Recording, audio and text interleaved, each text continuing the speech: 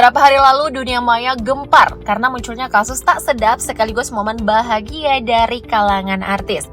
Di samping itu ada juga film yang diangkat dari true story dan membawa pesan mendalam.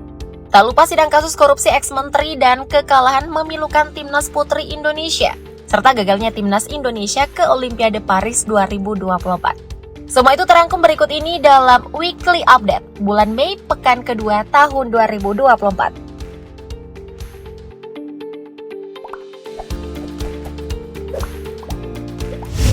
Kita mulai dari kekalahan Timnas Indonesia U23. Kamu yang nonton laga Timnas Indonesia U23 pasti tahu bahwa Garuda Muda hanya kalah tipis dengan skor 0-1 dari Guinea U23. Pertandingan playoff Olimpiade 2024 ini berlangsung di Stade Pierre-Pibarot, Clairefontaine, Prancis pada Kamis 9 Mei 2024.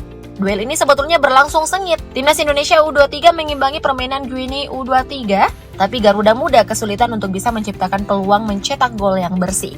Dalam laga tersebut, Timnas Indonesia U23 juga tak didampingi penuh oleh Coach Sintayong karena di tengah laga ia diganjar kartu merah. Satu-satunya gol di laga ini dicetak oleh Alex Moriba dari titik penalti. Dengan kekalahan Timnas Indonesia, maka tiket Olimpiade Paris 2024 berada di pundak Guinea U23. Mimpi Timnas Indonesia U23 melaju ke Olimpiade pun harus tertunda. Tapi setidaknya kita nggak kecewa dengan permainan Timnas. Yang disesalkan karena tidak adanya fasilitas VAR. Beberapa keputusan wasit kurang objektif dalam laga tersebut. Tapi target PSSI sudah tercapai lah ya. Kita patut bangga dengan perjuangan Garuda Muda. Nah, masih soal Timnas sepak bola Indonesia. Nasib buruk juga menimpa Timnas Putri Indonesia U17. Untuk kedua kalinya menelan kekalahan di gelaran Piala Asia Wanita U17 Indonesia 2024. Zaira Kusuma dan kawan-kawan harus menerima kenyataan pahit bahwa mereka kalah level dari Korea Selatan. Skor akhir pertandingan adalah 12-0 dalam lanjutan grup A Piala Asia Wanita U17. Perjalanan Indonesia di Piala Asia Wanita U17 pun mentok di fase grup. Indonesia belum sama sekali meraih poin dari dua laga yang sudah dilakoninya. Timnas Putri Indonesia masih akan menjalani pertandingan ketiga pada Minggu sore 12 Mei 2024. Namun lawannya Korea Utara sejauh ini tampil luar biasa, maka harapan tentu saja amat kecil. Korea Selatan saja digasak oleh Korea Utara dengan skor 0-7 dan menghajar Filipina dengan skor 6-0. Jadi kecil kemungkinan Indonesia bisa mencuri poin melawan negara kuat Kim Jong-un ini. PSSI harus lebih peduli terhadap Liga Sepak Bola Putri di Indonesia ya guys. Kena malu deh habis dibantai Korea Selatan. Itu tadi soal Timnas. Selanjutnya ada kabar tak sedap dari kalangan artis mengenai rumah tangga Andrew Andika dan Tengku Dewi Putri.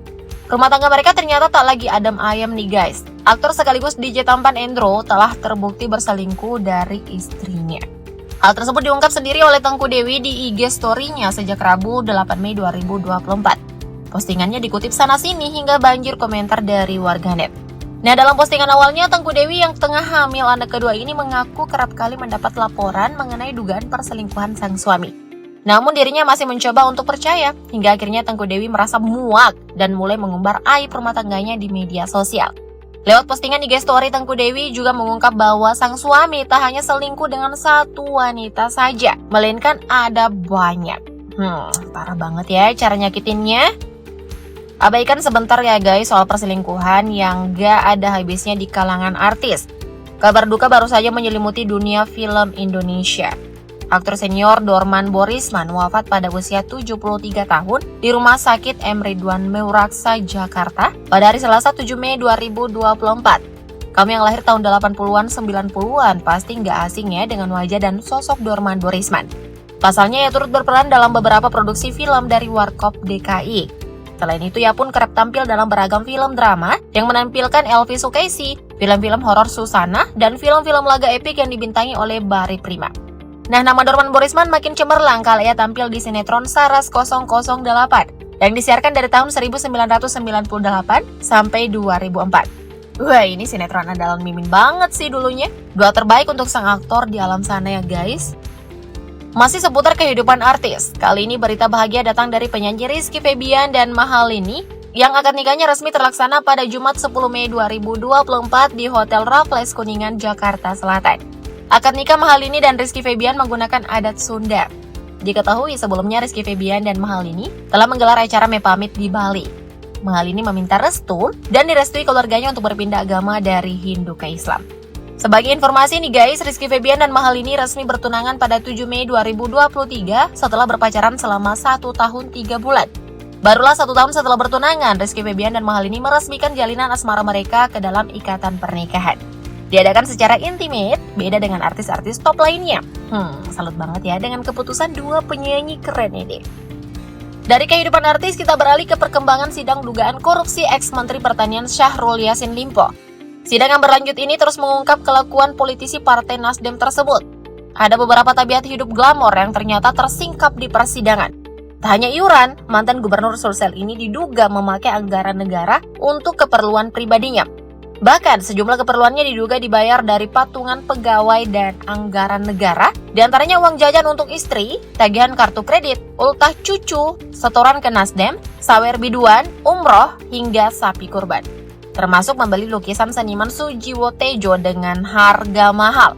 Fakta-fakta ini terkumpul sampai di sidang lanjutan kasus dugaan korupsi SYL di Pengadilan Tindak Pidana Korupsi Jakarta Rabu 8 Mei 2024 lalu.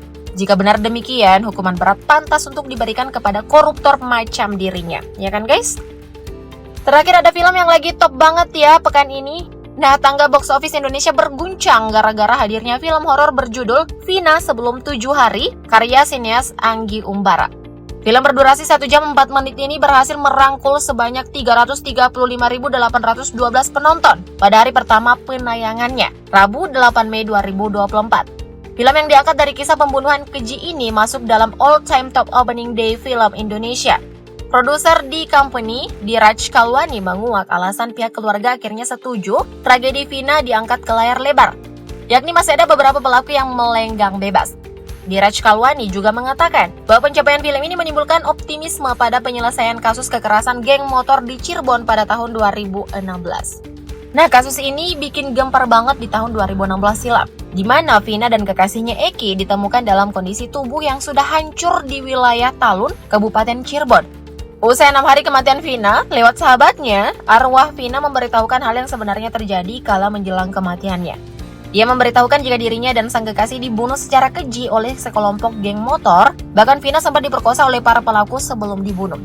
Semoga pelaku yang tersisa bisa ketangkep ya guys, dan semoga juga almarhumah Vina dan kekasihnya tenang di pangkuan ilahi. Amin. Nah, gimana nih tanggapanmu mengenai informasi barusan? Komen di bawah dong. Thank you update lovers.